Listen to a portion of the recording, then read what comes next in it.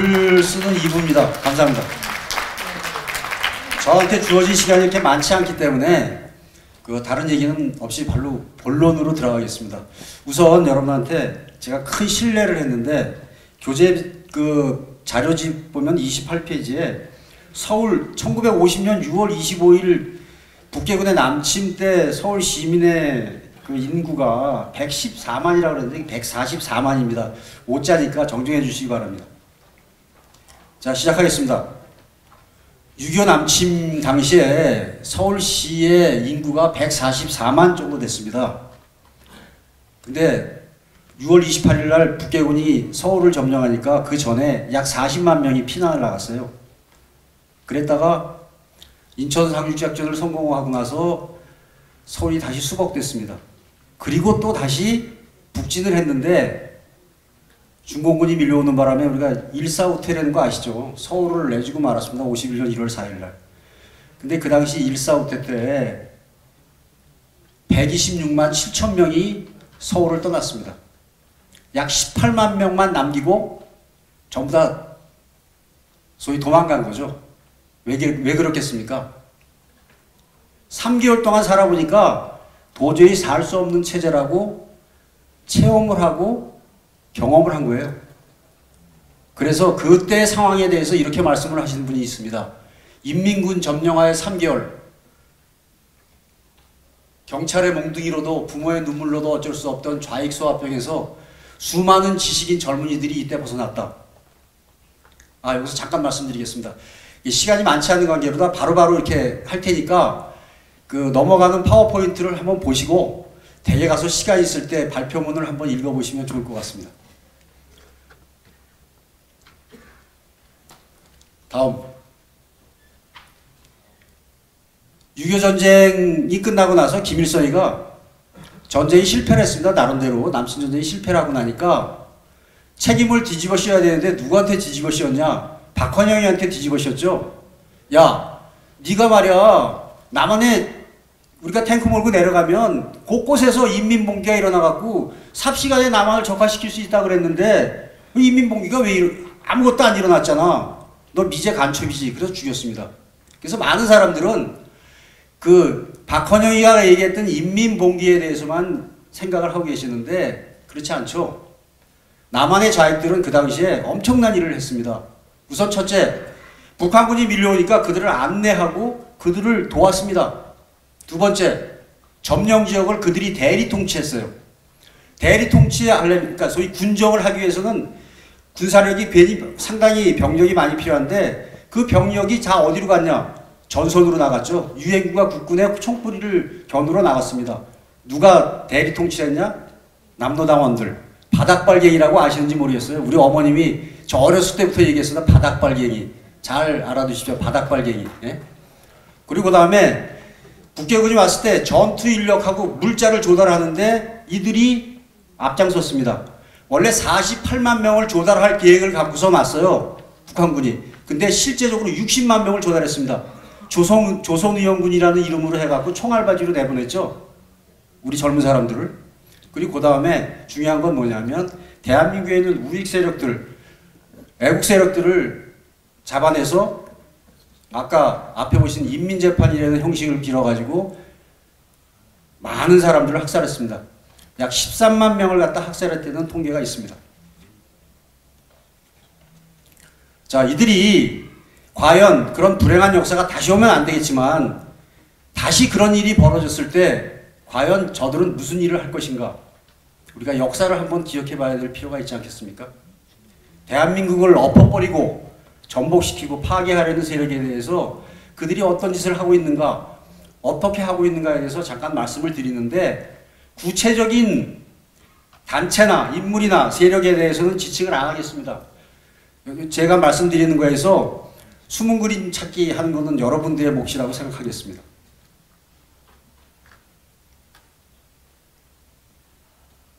네, 북한이 남한을 적화시키기 위해서 전략과 노선을 갖다 채택하고 있습니다. 공식화된 건 아니고 저들의 문건 또 여러 사람들의 증언 그리고 저들이 나오는 걸 갖다 분석해서 한 겁니다. 첫째, 대남 성군혁명입니다. 원래 선군정치라 그러면 군을 앞세워서 인민들을 통치한다라고 생각하시는데 그게 아니라 선군혁명이라는 것은 군사력을 앞세워가지고 남한을 굴복시키겠다는 겁니다. 그 핵심이 뭐죠? 핵무기입니다. 핵무기. 핵무기를 지렛대로 해서 주한미군을 철수시키고 평화협정을 체결한 다음에 연방제라 통일을 하겠다. 이거죠. 거기에는 뭐가 있습니까? 핵무기로다가 남한을 압박하는 것입니다. 야, 전쟁하면 너 다 죽는데 전쟁할래? 전쟁하기 싫으면 나한테 꿇어. 그것이 요체입니다. 그 다음엔 우리 민족끼리, 여러분들 잘 아시죠? 통일전선입니다. 남한에 있는, 남쪽에 있는 모든 세력들과 연합을 해서 우리 민족이 합쳐서 외세를 배척하고 우리끼리 해보자, 이겁니다.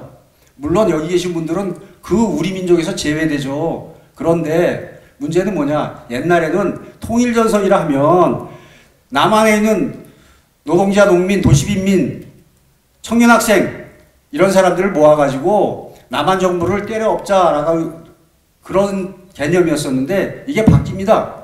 2000년경부터 바뀌어요. 뭐냐? 대한민국에 있는 상층부들과 연대를 하자. 통일전선을 형성하자. 그것이 2000년 6.15 남북공동선언이고 그 이후에 나오는 여러 가지 남북 합의라는 것이 전부 다 이런 우리 민족끼리에 입각한 상층부 통일전선입니다. 그 다음에 세 번째가 남한의 민주변혁입니다. 여러분들 뭐 잘 아시는 얘기니까 다른 얘기는 안 하고 민주변혁이 말이 민주변혁이지 다른 게 아니죠. 대한민국의 정체성을 허물어버리는 겁니다. 반공, 반전체주의, 그 다음에 자유민주주의 시장경제, 그 다음 한미동맹 이 세 가지가 이루는 대한민국의 정체성을 하나하나 와해시켜버리는 거죠. 요즘 적폐청산 생각하시면 될 것 같습니다. 이 세 가지가 유기적으로 결합되고 있는 것이 지금의 상황입니다. 자, 쟤들 병진노선이라고 얘기하는데 병진노선이라는 건 두 가지를 뭐 함께 하자고 하는데 딱 요약해서 말씀드리면 다른 게 아니라 세습 독재 체제를 강화하고 그 다음에 남쪽을 적화시키자. 요 두 가지 노선 합한 것이 병진 노선이고 핵무기를 개발하고 그 핵무기를 이용해서 남한을 적화시킨다. 그리고 그 다음에 경제적인 측면을 갖다가 살짝 허울 좋죠. 이팝의 고깃국, 예? 기와집에 사는 거 이런 저기를 갖다가 이렇게 포장한 것이 병진 노선입니다. 근데 여기서 우리가 좀 중요하게 짚어봐야 될 부분이 뭐가 있냐면 남과 북이 합의를 합니다. 무슨 뭐 선언이다 합의다 이런 걸 했는데 잘 보시면 중요한 점을 발견할 수 있어요. 북한 체제가 위기 상황에 처했을 때마다 나와서 남쪽과 대화를 하고 합의하고 선언을 합니다. 왜?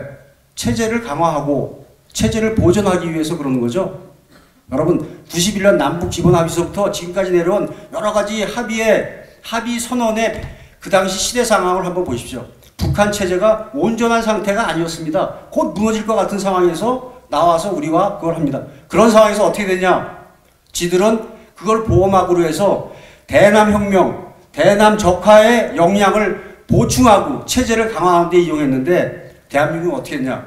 그 뒤에서 넉넉히 헐렐레 하고 있었죠. 평화가 왔다. 이런 식으로. 그렇지 않습니까?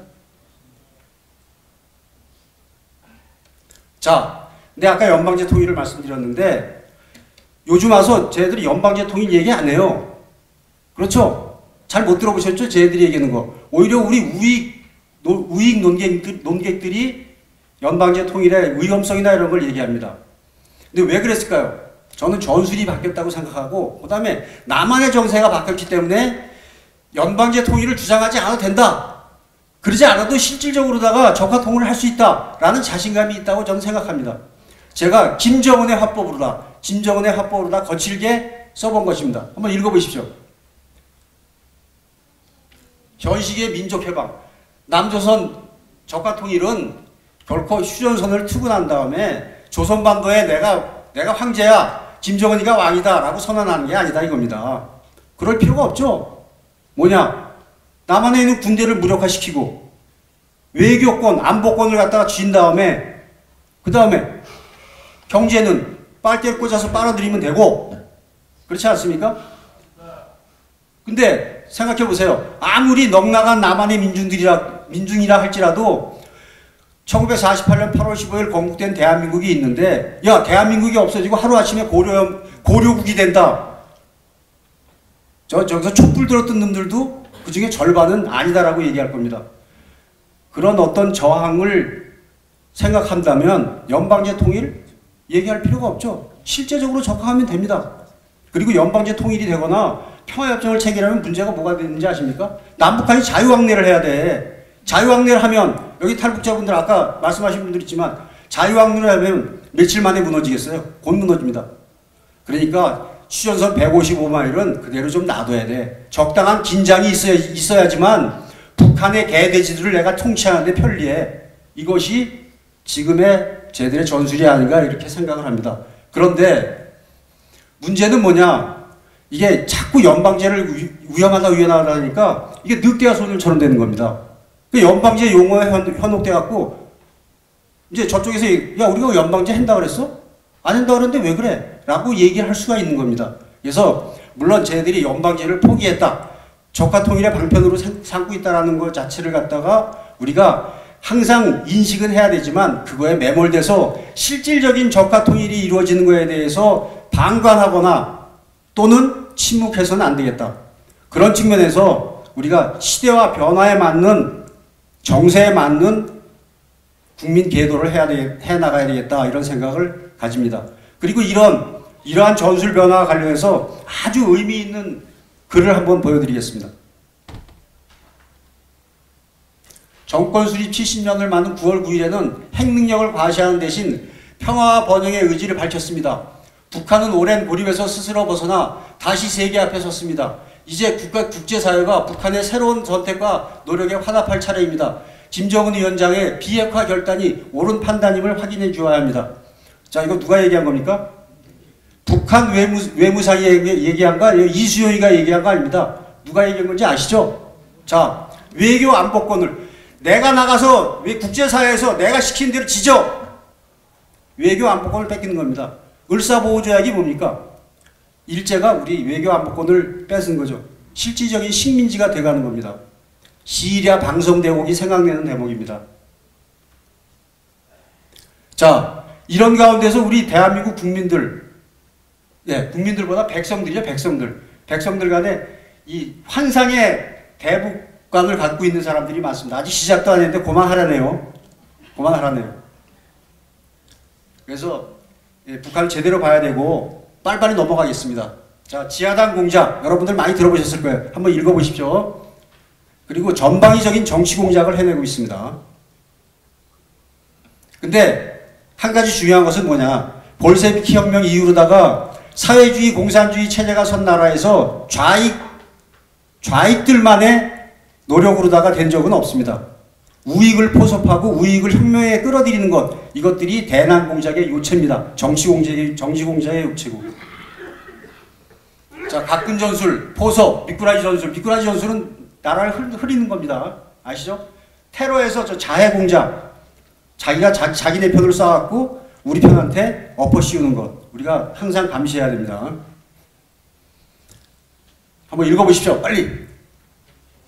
자, 우리가 양보를 합니다. 교류 협력을 하기 위해서 양보를 하는데 그 양보에 대해서 북한과 이 땅에 있는 추종 세력들은 뭐라 그러냐? 그걸 양보라고 생각하지 않고 한 걸음 한 걸음 항복의 길을 걷는다라고 쟤들은 인정을 하고 있습니다. 자, 성안대 적 아시죠? 우리 내부에 있는 반역 세력입니다. 저들한테 포섭되어서 이용당하는 세력들도 있고 그런 개인들도 있습니다. 근데 문제는 그거 말고, 자, 끈이 안 달린 꼭두각시들이 있어요. 끈이 안 달린 꼭두각시가 있습니다. 이 꼭두각시들이 자해적 자유민주주의, 언론 출판, 집회 결사의 자유를 이용해서 자유민주주의가 보장된 권리를 이용해서 자유민주주의를 갖다가 파괴해버리는 작태를 일삼고 있는 거죠. 자, 대남공작원 출신이 얘기한 얘기입니다. 이건 꼭 읽고 넘어가야 되겠습니다. 남조선에서 대남공작 일꾼보다 더 일꾼스럽게 활약하는, 즉 대남혁명 전략 전술의 맞춤형으로 일하시는 애국통일인사들 중에는 포섭이 필요하지 않은 분들이 계시다. 이분들을 포섭한다고 접근했다가 흔적이 남거나 노출이 되어 사달이 나면 오히려 혁명 역량에 커다란 손실을 가져온다. 애써 지하당에 임시키 시도를 하지 마라. 지켜보면서 박수만 쳐라. 이게 무정형 공작입니다. 무정형 공작. 이 대상들 여러분들 한번 상상해 보십시오. 이런 사람들 중에 평화주의자들이 많아요. 평화주의자들. 이승만 박사가 딱 부러지게 말씀을 하셨습니다. 재팬 인사이드 아웃에서 국토방위, 국가의 명예, 국가의 독립을 위한 전쟁임을 고려하지 않고 전쟁이라면 무조건 반대하여 싸우는 그런 투쟁적인 평화주의자들은 간첩들과 마찬가지다. 그들 자신의 국가가 국토방위를 위해 대비하는 것조차도 방해하고 있다. 한번 읽어보십시오. 군을 와해합니다. 군을. 최후의 보루인 군을 어떻게? 중립화라는 걸 내세워가고 자유민주주의도 아니고 공산주의도 아니고 가운데 있어라. 그럼 뭡니까? 우리 헌법적 가치를 포기하는 거죠. 그렇게 되면 적이 없는 군대는 어떻게 돼요? 중간에 있는 군대는 어떻게 됩니까? 힘이 없어집니다. 그럼 뒤통수를 치면서 우리 편으로 와. 이것이 반역 군대를 만드는 길입니다. 1966년 김일성이가 얘기한 국군 와해 전시 전술에 나오는 겁니다. 9.19 남북 군사 합의 여러 가지 많죠. 우려가 많습니다. 가장 중요한 건 뭐냐면 군사적으로다가 김정은이가 발 뻗고 자는 걸 보상해줬다 이렇게 생각하시면 됩니다. 맞죠? 자, 이렇게 반역 세력들이 날뛰다 보니까 대한민국이 흉측하게 됐어요. 흉측하게 됐어요. 이 상태입니다. 동의하십니까? 자, 그러면 우리가 뭘 해야 되냐? 뭘 해야 되냐? 다른 거 여기 읽어보시면 되고 이제 앞으로 2분만 말씀드리겠습니다. 뭘 하면 되냐? 여러분 운명과 숙명이라는 게 있어요. 운명 알고 숙명 아시죠? 운명은 뭐냐? 돌멩이가 짱돌이 내 눈앞으로 날아오는 게 운명입니다. 숙명은 뭐냐? 짱돌이 내 뒤통수로 내려오는 거야. 피할 수가 없어. 대한민국 국민, 우리 애국 세력들의 숙명, 자유통일의 그날까지 긴장의 끈을 놔서는 안 됩니다. 그것이 대한민국 국민의 숙명입니다. 지금 한반도에서 일어나고 있는 여러 가지 문제, 안보 문제, 경제 문제, 여러 가지 문제를 갖다가 일거에 해결할 수 있는 방법이 있어요. 대한민국 국민, 대한민국 애국 국민들이 가져야 될 구호와 방향입니다. 동의하시면 박수 치십시오. 아, 이거 말고 이거에 대한 겁니다. 이거 이에 대안이 있습니까? 한반도의 문제를 해결하고 대한민국의 문제를 해결할 수 있는 방법, 자유통일의 길까지 가는 겁니다. 맞죠?